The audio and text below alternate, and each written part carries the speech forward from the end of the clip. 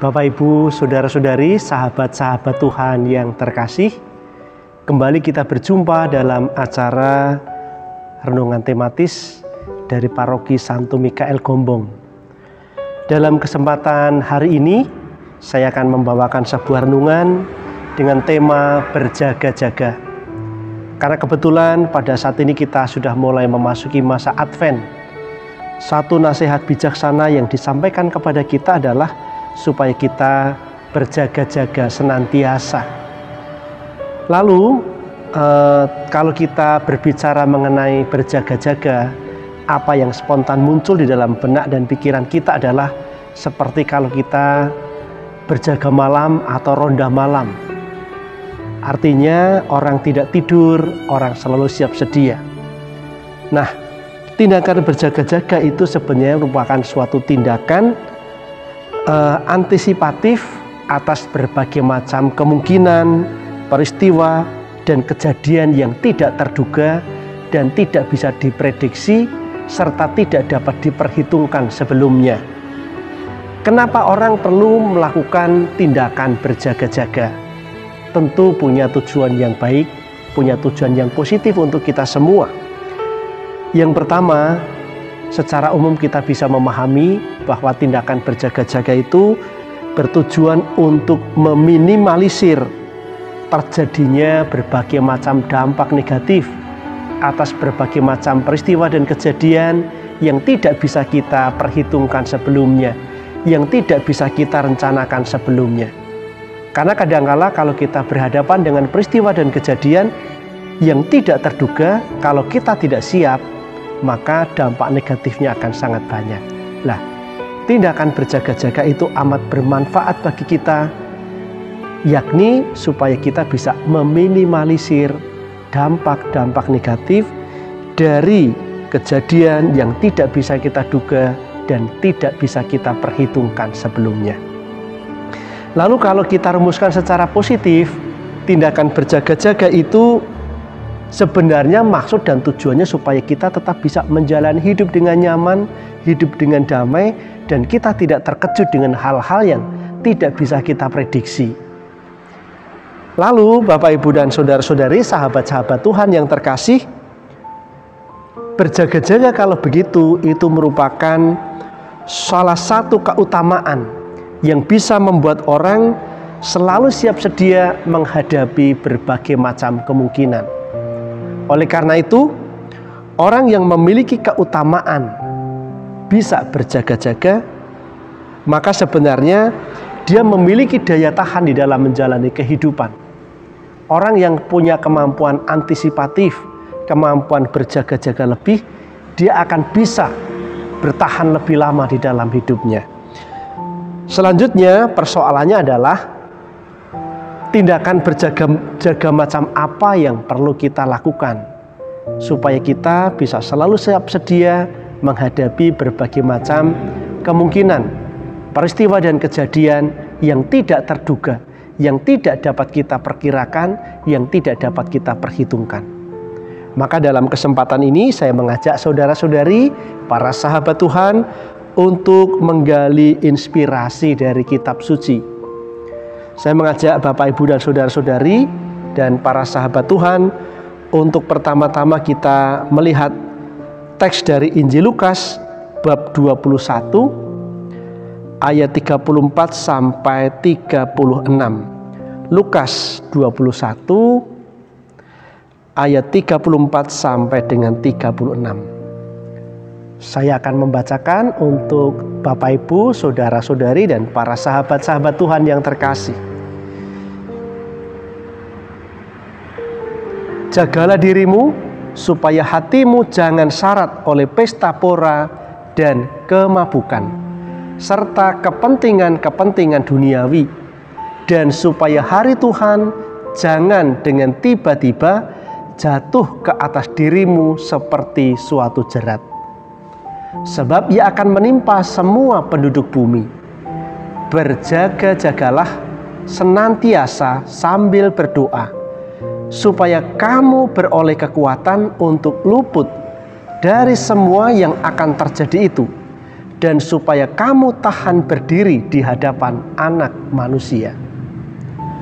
Bapak, Ibu, saudara-saudari, para sahabat Tuhan yang terkasih, dari perikop Injil Lukas bab 21 ayat 34 sampai dengan 36 ini, kita bisa mengerti tindakan berjaga-jaga yang harus kita buat itu adalah menjaga diri kita agar tidak hanyut dalam pesta pora dan kemabukan. Lalu apa gunanya kita perlu menjaga diri supaya tidak hanyut dalam pesta pora dan kemabukan? Bapak, Ibu, saudara-saudari, para sahabat-sahabat Tuhan yang terkasih, tentu kita pernah mendengar cerita atau mungkin kita pernah melihat sendiri bagaimana situasi dan kondisi orang yang sedang mabuk. Orang yang sedang mabuk itu, kalau kita pernah melihat, termasuk dalam kategori orang yang lepas kendali, orang yang tidak bisa mengendalikan diri. Padahal sebenarnya Tuhan itu telah menanamkan hukum-hukumnya di dalam diri kita, supaya kita bisa menjalani hidup menurut hukum-hukum dan aturan Tuhan itu.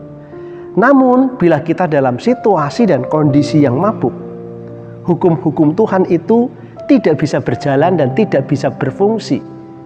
Apa sebenarnya hukum Tuhan yang ditanamkan di dalam hati kita? Bapak, Ibu, saudara-saudari, para sahabat-sahabat Tuhan yang terkasih, semua orang yang normal, yang tidak mabuk, itu memiliki kemampuan dasar ketika dihadapkan pada dua pilihan, itu akan selalu memilih yang baik. Misalnya kepada Anda ditawarkan, mana yang akan Anda pilih? Melakukan tindakan kebaikan atau melakukan tindakan kejahatan? Tidak seorang pun di antara Anda dalam kondisi sadar normal akan memilih untuk melakukan tindakan kejahatan. Saya yakin Anda pasti akan memilih sesuatu yang baik. Nah, dari mana kemampuan kita bisa selalu secara otomatis spontan memilih sesuatu yang baik? Itulah sebenarnya hukum yang ditanamkan Tuhan di dalam diri kita. Itu yang pertama. Kita punya kemampuan untuk bisa memilih yang baik. Yang kedua, kalau kepada kita dihadapkan dua pilihan lagi, mau melakukan tindakan yang menyelamatkan atau tindakan yang menghancurkan, saya yakin Anda juga pasti 100% akan memilih tindakan yang menyelamatkan. Dari mana kemampuan kita menjatuhkan pilihan untuk melakukan tindakan yang menyelamatkan? Ini pula yang sebenarnya hukum Tuhan yang ditanamkan di dalam hati kita. Kemudian kalau Anda dihadapkan pada sebuah pilihan lagi, Anda diminta untuk memilih untuk melakukan tindakan yang masuk akal atau tidak masuk akal. Kembali saya merasa yakin Anda pasti akan memilih tindakan yang masuk akal. Nggak mungkin Anda akan melakukan tindakan yang tidak masuk akal. Karena tindakan yang tidak masuk akal itu tidak bisa diperhitungkan nanti akibatnya apa. Nah, Bapak, Ibu, dan saudara-saudari, kalau orang dalam kondisi mabuk, filter-filter yang tadi saya sampaikan, kemampuan untuk memilih yang baik, kemampuan untuk melakukan tindakan yang menyelamatkan, kemampuan untuk melakukan tindakan yang masuk akal, itu hilang semua. Contohnya misalnya, ini contoh konkret ya, kadangkala kalau kita dihadapkan pada pilihan, Anda punya uang 10 juta, lalu kepada Anda ada seorang datang yang tidak Anda kenal, lalu orang itu mengatakan, Pak, Bu, Mbak, Dek, Anda punya uang 10 juta, serahkan uang 10 juta kepada saya. Dalam jangka waktu 1 bulan, uang 10 juta Anda akan menjadi 100 juta. Anda tidak kenal orang itu, dan Anda ditawari, kalau menyerahkan 10 juta, dalam jangka waktu 1 bulan, 10 juta akan menjadi 100 juta. Ini kira-kira masuk akal apa tidak? Anda bisa merenungkan. Lalu datang lagi orang lain. Anda tahu dan kenal orang itu, dia adalah pengusaha sukses tetangga Anda. Kebetulan, karena dia usahanya sedang berkembang pesat, dia membutuhkan tambahan modal dari kesuksesannya itu. Anda kenal betul orang itu, dan orang ini kerja dengan baik dan benar. Datang kepada Anda, 10 juta Anda serahkan kepada saya. Dalam jangka waktu 1 bulan, dari 10 juta yang Anda miliki akan menjadi 20 juta. Dari antara dua pilihan ini, menurut Anda, mana yang lebih masuk akal? Apakah Anda akan memilih 100 juta? Atau Anda akan memilih 20 juta? Dalam kondisi sadar normal, orang bisa jadi akan memilih untuk menyerahkan uang 10 juta itu kepada sahabat, kepada tetangganya yang sudah dikenal betul, memang dia kerjanya baik, sehingga usahanya berkembang, lalu uang Anda akan dikembangkan. Ini tindakan yang masuk akal. Sementara apabila Anda dalam situasi dan kondisi yang mabuk, Anda dihadapkan pada dua pilihan ini. Kemungkinan mana yang akan Anda pilih? Bisa jadi Anda akan memilih, saya ingin dapat uang yang jauh lebih banyak, 100 juta. Ini tindakan yang tidak masuk akal. Anda tidak bisa memprediksi apa akibatnya. Bisa jadi uang Anda akan hilang. Nah, dalam situasi dan kondisi yang mabuk seperti ini, orang kadangkala lepas kendali. Orang tidak lagi bisa bertindak, melakukan suatu aktivitas yang masuk akal. Nah, tindakan-tindakan yang tidak masuk akal ini yang seringkali justru menghancurkan dan tidak menyelamatkan kita. Maka Bapak Ibu Saudara-saudari, para sahabat Tuhan yang terkasih, ini salah satu contoh kenapa kita dinasihatkan supaya kita jangan sampai hanyut dalam pesta pora dan kemabukan. Karena saat kita mabuk, filter-filter yang membuat kita bisa menyaring, bisa memilih, bisa melakukan tindakan yang masuk akal, tindakan yang baik, tindakan yang menyelamatkan, itu hilang semuanya. Misalnya dalam kondisi mabuk, Anda ditantang oleh teman kamu, dikasih pisau Anda. Coba kalau kamu adalah seorang pemberani, tak kasih pisau, berani nggak kamu potong nadi kamu di tangan? Kalau Anda dalam kondisi mabuk, ditantang seperti itu, bisa jadi Anda akan melakukan. Padahal ini tindakan yang mencelakai, yang mencederai. Tetapi dalam kondisi sadar normal, Anda tidak mabuk, ditantang seperti itu, Anda tidak akan mau menerima tantangan yang memang tidak berarti itu. Nah, Bapak, Ibu, dan saudara-saudari, para sahabat Tuhan yang terkasih, tindakan berjaga-jaga pertama yang perlu kita buat adalah membuat kita selalu sadar. Jangan sampai kita hanyut dalam pesta pora dan kemabukan. Karena saat kita mabuk, kita lepas kontrol, filter-filter hukum-hukum Tuhan yang ditanamkan di dalam hati kita itu tidak akan berfungsi. Maka bisa jadi kita akan melakukan tindakan-tindakan yang nekat, bunuh diri, berjudi, atau apapun. Karena kita berorientasi pinginnya mendapatkan keuntungan yang besar, padahal bisa jadi malah kita akan kehilangan semuanya. Ini hal pertama. Selain itu juga dinasihatkan supaya kita jangan sampai hanyut pada kepentingan-kepentingan duniawi. Nah, orang yang hanyut dalam kepentingan-kepentingan duniawi, saya tangkap dan saya pahami di sini kadang-kala orang memiliki sikap serakah, selalu kurang di dalam hidupnya. Bahayanya kalau orang itu terlalu serakah, hanyut dalam kepentingan-kepentingan duniawi seperti ini, filter-filter Tuhan, hukum-hukum Tuhan yang memampukan kita untuk memilih yang baik, memilih yang menyelamatkan, memilih yang masuk akal, ini pun akan jebol semuanya. Kalau kita sudah kehilangan filter itu, maka bahaya yang sudah menghadang di depan kita.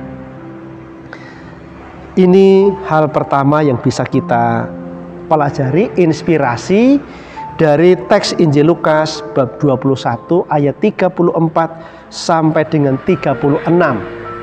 Tindakan berjaga-jaga yang harus kita buat adalah menjaga diri kita agar selalu sadar diri, jangan sampai hanyut dalam pesta pora kemabukan dan juga kepentingan-kepentingan duniawi. Kemudian kita juga bisa mengambil inspirasi dari teks dan perikop Injil Matius bab 24 ayat 43 sampai dengan 51. Coba kita buka bersama-sama Injil Matius bab 24 ayat 43 sampai dengan 51. Tetapi ketahuilah ini, jika tuan rumah tahu pada waktu mana pada malam hari pencuri akan datang, sudahlah pasti ia berjaga-jaga dan tidak akan membiarkan rumahnya dibongkar. Sebab itu hendaklah kamu juga siap sedia, karena Anak Manusia datang pada saat yang tidak kamu duga. Siapakah hamba yang setia dan bijaksana yang diangkat oleh tuannya atas orang-orangnya untuk memberikan mereka makanan pada waktunya?